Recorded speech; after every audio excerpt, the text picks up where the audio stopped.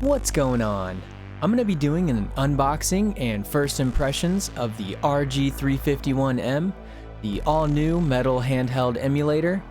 And I'll be doing a more in-depth review in the coming weeks, so stick around if you want to see that. Now let's get into it. The box is pretty standard for Anbernic. It has what's included in the box, the color. On this side it has the specs. Then over here, it has a picture of the console and what all the buttons are. Inside is the console, and it already feels pretty heavy. A little tray, a USB cable, and instruction booklet. The cable is a USB-A to USB-C. I do recommend keeping the instructions as it tells you all the preset hotkeys so you can navigate the menus. Now back to the console. It's wrapped in a soft plastic bag and it has this foam protector on it, protecting the screen and buttons. And there it is. It looks and feels really good already. Here's a look around it. I ended up ordering the black one by accident. I initially wanted the gray one, but I had exited out of my cart, and when I went to reorder it, I must have forgotten to select gray again. But it's not that big a deal as the black one still looks really good. Here's a better look at the console.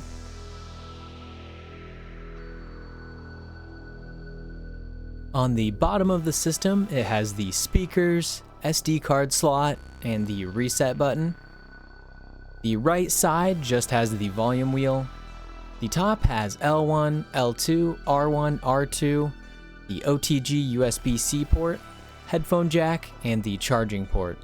The right side has the power button, and the sides are actually made out of plastic, presumably to get a better Wi-Fi connection. The back is all metal with the product information, the screws, and the rubber grips, which I really like. Here's how long it takes to boot up. It ends up being about 17 seconds, which isn't bad for one of these emulation consoles.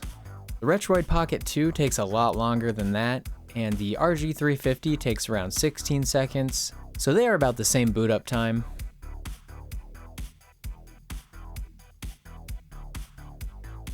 Onto the screen, it's a 3.5-inch IPS 3x2 screen with a resolution of 320 by 480. It looks pretty good in person, but it's the only thing that is downgraded compared to the Retroid Pocket 2 and the RG350M. But it is the perfect screen for GBA games, so if that's the console you're looking to emulate the most, this is one to really consider. Mine did have a little bit of light bleed on the left-hand side, but it really only happens when the screen is completely black, and I haven't noticed it in-game yet, so hopefully it doesn't turn out to be a big deal. Now for the games it plays out of the box. It plays a lot of arcade games, PC Engine, NES, SNES, Genesis, Neo Geo, PlayStation 1, Game Boy, Game Boy Advance, Game Gear, and it can run some more powerful systems such as Dreamcast, PSP, Nintendo 64, and Nintendo DS, but not every game is going to work for them. Mine did come pre-installed with games, but they are all named weird things and a lot are in different languages, so I would recommend loading up your own here. And there are other operating systems you can get to play other consoles as well, with more features, so I'll probably be checking those out in the future.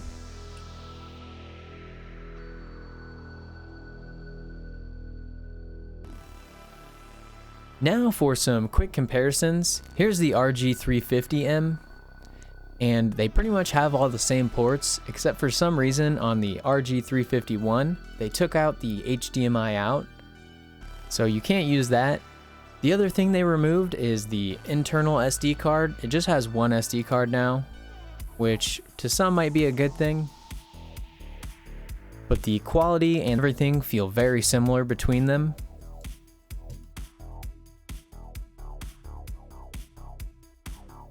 Compared to the Retroid Pocket 2, it's smaller in pretty much every dimension, and the build quality also feels much better.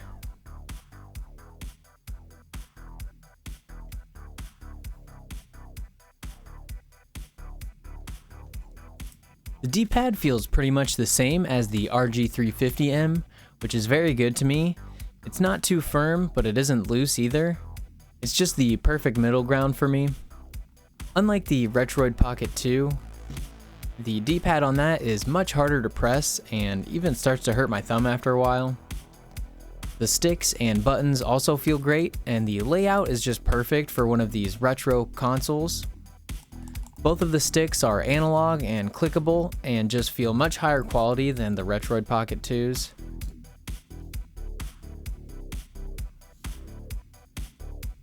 The buttons are raised higher than the Retroid Pocket 2, but are still lower than the original RG350, so I think they're in a pretty good spot. This is some Game Boy Advance gameplay, and the screen really is great for this. It just feels awesome playing this with the correct screen and high quality feel of the console.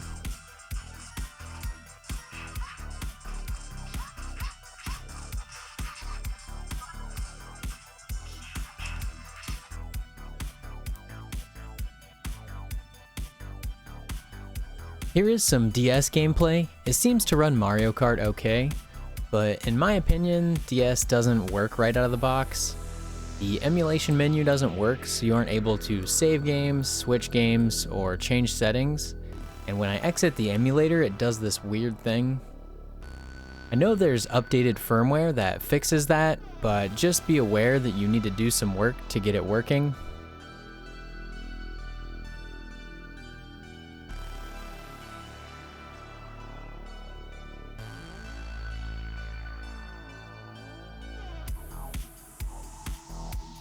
I ordered mine from Retro Mimi, and it was $139.99. I ordered it on January 3rd, and it was delivered on January 16th, so it took almost 2 weeks to come, which seems pretty good to me. So far, this is a very solid feeling device that I've been enjoying. The buttons and sticks feel great, and the metal body is something you really just have to experience to know how good it feels. The screen could be better, but isn't bad. The software is where it starts to fall apart a little bit for me. Overall, the menus look simpler, but when it comes to actually using them, it has been a little bit more of a learning curve than the original RG350. Fortunately, there are other software front ends to use with the RG351, so I'll be checking those out soon, and hopefully it will fix this problem for me. So is it worth it? To me, yes. I think so, because the body and the controls feel that much better than the Retroid Pocket 2, and it's able to run everything that the Retroid Pocket 2 can, except for Android games. But if you already own something like the RG350 or the Retroid Pocket 2, it might not be. I'll be doing a full review with a more in-depth comparison on the different devices in the coming weeks, so stick around for that. That was my unboxing and first impressions of the RG351M. Let me know if you plan to pick one up in the comments, or you can come talk to me about it on Twitch.